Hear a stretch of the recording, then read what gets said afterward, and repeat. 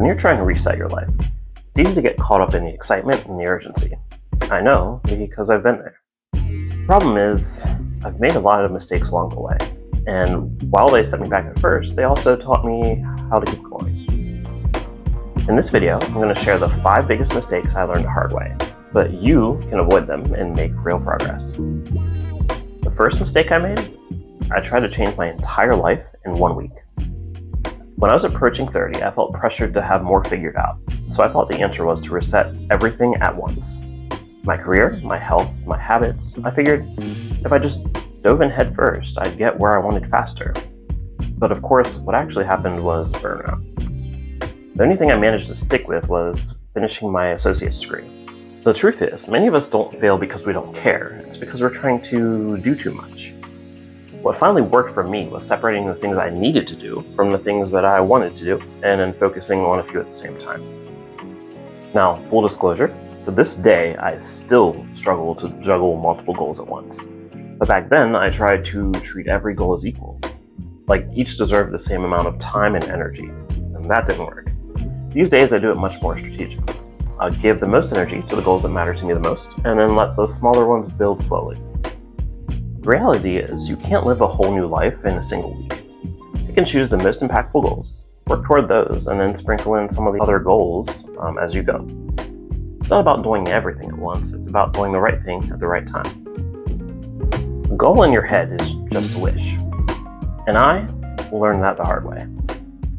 I think things like, I want to get in shape, or I want to save some money, or I want to learn a second language. The problem is, without something written down and clearly defined, the goals disappeared the moment I got busy or distracted.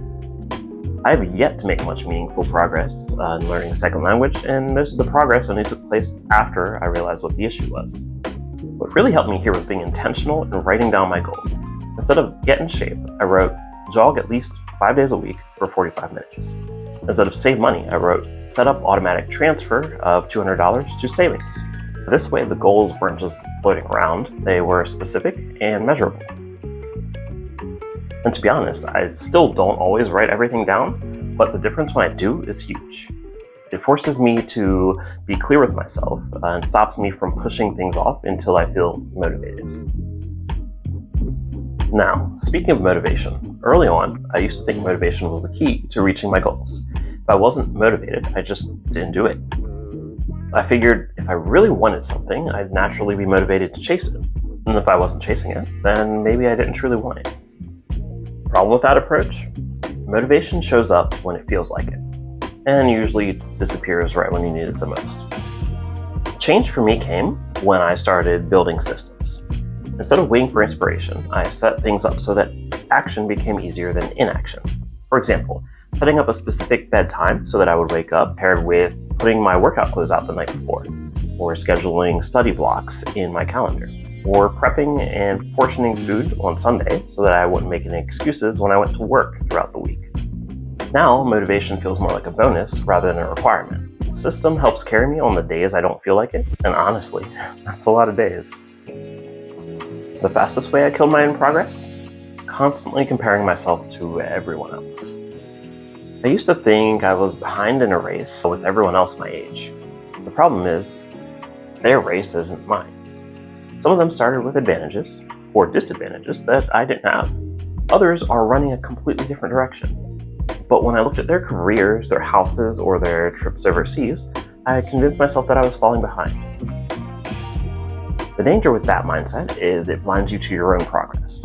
You can be moving forward, but if you're comparing yourself to someone else's highlight reel, it feels like you're standing still. What finally helped was changing who I compare myself to. Instead of measuring myself against other people, I started measuring against myself. Was I more consistent than last year? Was I earning more than last year? Did I handle setbacks better? Did I stick with my habits longer? If nothing else, I hope you realize that that's the only race you need to run. You versus your past self. One of the biggest mistakes I made? Setting goals and then never checking on them. I've done this more than once. I'd write down a big goal like finishing a certification, and then 6 months later, I'd look back and realize I never touched it. Or worse, I realized I didn't even care about that goal anymore. problem with never reviewing is that you drift. You spend months working on autopilot, or worse, wasting effort on goals that don't even fit your life anymore. What works better is treating goals like a living document. Every quarter I check in. What's working, what's not, what needs adjusting. Sometimes that means tweaking the plan, and sometimes that means dropping the goal altogether. And that's okay, because a reset is not about trapping yourself, it's about staying on course. Not reviewing my own progress is what kept me stuck the longest. Learning to adjust is what got me finally moving forward. So those are the 5 mistakes I learned the hard way. Trying to change everything at once, not writing down my goals, relying on motivation instead of systems, comparing myself to others, and then not reviewing my progress. If you're in the middle of a reset, you don't need to repeat my mistakes.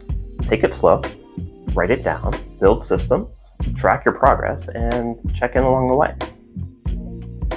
So if you're feeling stuck, know that these aren't dead ends, they're just detours. If you want a step-by-step framework to plan your reset, I put together a video on life mapping that walks you through exactly how to do that. I'll link it here in case you want to check it out.